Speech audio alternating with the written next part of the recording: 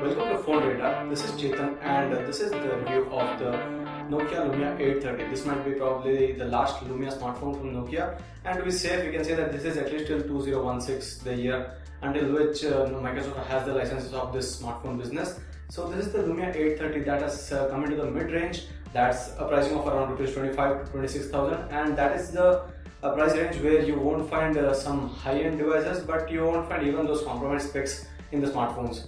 So this one comes with a power packed, first of all, this 10 megapixel camera. That is one of the most important factors of this smartphone, and the form factor is something which is similar to the Nokia's own way of making devices as always. And this looks a bit like the trimmed version of the Lumia 930 that has been their flagship device, and for me I would prefer this more than the 930 for the thickness which gets lower to 8.3 mm, which is quite slim, and I won't say this is the slimmest of all again, because there are smartphones even from 4.75 mm. So in the Windows Phone range, it is one of the most comfortable devices to hold, at least for me.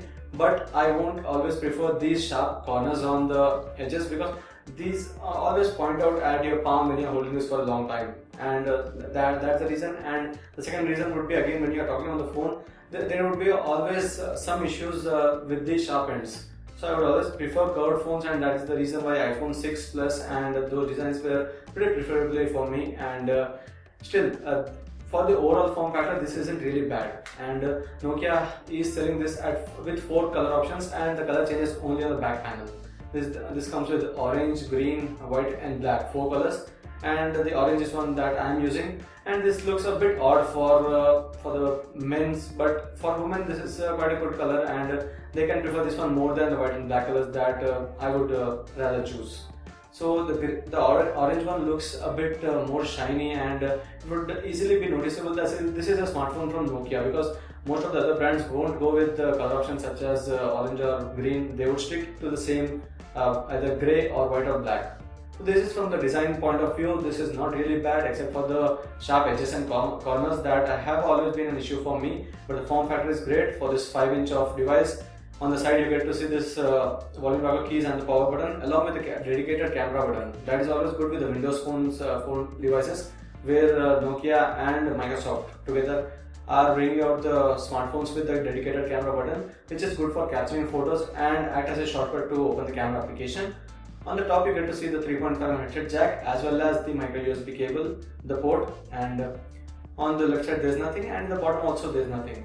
While the device might look a bit like a unibody designed one, and you won't feel that you might be able to pull out the back cover, but still it's removable with the slit given in the bottom. So once you pop out the back cover, what you get to see is the same polycarbonate back, which is flexible and easy to break if you feel it in your hand. But after removing the back cover, you get to see this removable battery. That's the 2200 mAh battery, and a micro SD card slot for the storage expansion, and a SIM card slot for which the battery has to be popped out. So this is from the design point of view. I'm now talking about one of the compromises in this smartphone, that is the display. The 5-inch display doesn't look really bad, but the 720p resolution doesn't come out really well out of this. And one of the major issues with the display here is the way it shows the colors. The color reproduction is not really great, although it might feel a bit good when you are playing games or when you are capturing photos directly from the camera of this smartphone. But when you view some other content like the videos, you can easily notice that the white isn't really white. It is a bit pinkish, and you won't feel that you're actually viewing some natural colors. So it's something that might be an issue from the software side as well in rendering the videos or the content, but still the display has to take some blame here, because it doesn't put out the content as it is. So the only issue is with the color reproduction. Although the readability is great even under the sunlight, although the brightness is not that good, still there's an option for you to get better readability under the sunlight, so that is good for the text viewers. Apart from that, the display is not really bad, and at the same time it isn't one of the best displays for the 720p resolution given here. Now coming to the performance of the smartphone is as expected a pretty good one by performance for playing multiple applications at the same time, for playing games while going through the home screen and through the app pages or such. So for all the normal usage, this is a very perfect smartphone, and again this can be very well compared to the Lumia 930 smartphone for the performance point of view, because although Nokia hasn't pushed this with a very heavy processor or RAM, but still whatever is given, it is enough to play even the high-end games that are available for the Windows Phone smartphones. And when you talk of the OS, that's the latest Windows Phone OS that this smartphone is running. And if you go into the About section and check for the OS version, it's the Windows Phone 8.1 update. That's the denim update that has come into this. And you can see that there are a lot of applications already available, and still Windows Phone has a lot to do to get better and comparable to the Android and iOS, because the availability of applications in the store is still limited. You won't find a lot of applications that are already there on the Android and iOS Play Store and the iTunes Store, and that is one of the reasons why I always keep suggesting against the Windows Phone devices. Because although the phones are good to hold and the performance is very neat and you don't find an issue while using the device, the availability is limited. That is where you might again have to think whether you made a good choice or not. Still, when you talk of the pre-installed applications in this smartphone, there's App Social, and there's a separate battery saver section for those who wanted extra power. Although 2200 mAh battery did a good job for me. There's Cortana already there, but that is again limited to a few places right now. There's FM radio, food and drink application. The game section is still the Xbox One, so you would love the gaming here. There's a separate health and fitness application where, just like the Google Fit or the Apple Health, you'll be able to count the steps from this device's own sensors. But that is what has been draining a lot of battery when I tested this for around 3 days. So while running and using this device for 3 days, I had seen the battery draining a lot while using the health and fitness application. But apart from that, it's okay if at all you wanted to use that feature rather than having a wearable band or something in your wrist. And Internet Explorer is here, and a huge list of Lumia applications is installed here. That's Lumia Beamer, Lumia Cinematograph, Creative Studio, Lumia Refocus, and Lumia Selfie, and finally the Lumia Storyteller. So you might have to check each of them later on if at all you wanted to see what all these do. And again, when you talk of what the Windows Phone is really known for, it's the Microsoft Office. The full version of Microsoft Office is coming into this smartphone, and there's OneDrive for the storage of files, and OneNote is there as well, and Outlook for the mailing is available. So that is it with the pre-installed applications. There are still a few more pre-installed apps already available in the smartphone, and that won't serve a lot of purpose because you might be rarely using one of those applications in there. So this is all about the OS. Now the storage here is about 6.5 GB free storage is available out of the 8 GB that is provided, and when you compare this with the Android OS, it takes up a little lesser storage for the OS, and a lot of storage is already there for you to use, but the microSD card slot is again there to help you to even increase the storage more.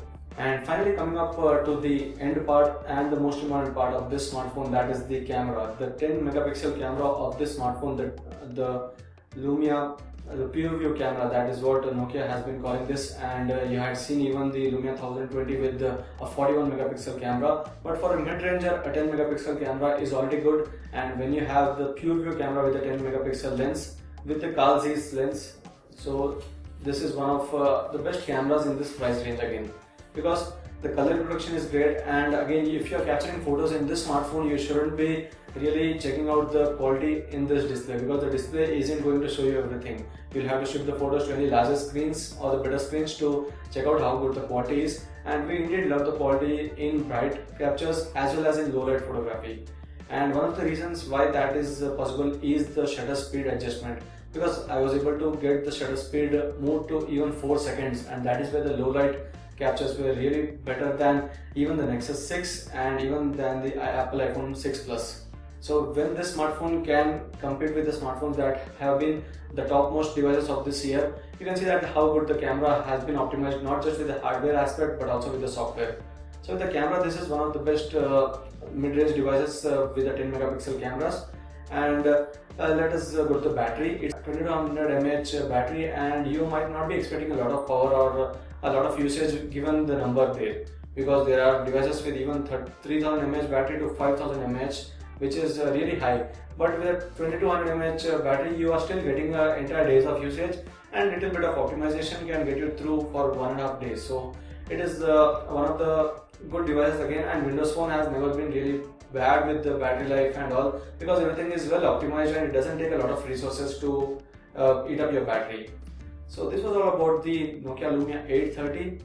we indeed love this device, and I would prefer this over the Lumia 930 if you are asking for a Windows Phone smartphone. And the main reason for that would be the design aspect, and because the performance is not really any different and the OS is totally the same. So you're saving some money here and getting a better looking and a better comfortable device in your hand. So this was the review of the Lumia 830. Do check out the channel PhoneRadar for more videos. We will be coming up the review of the same smartphone in the other languages of us.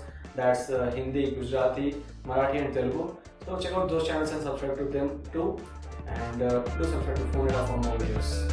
Thank you.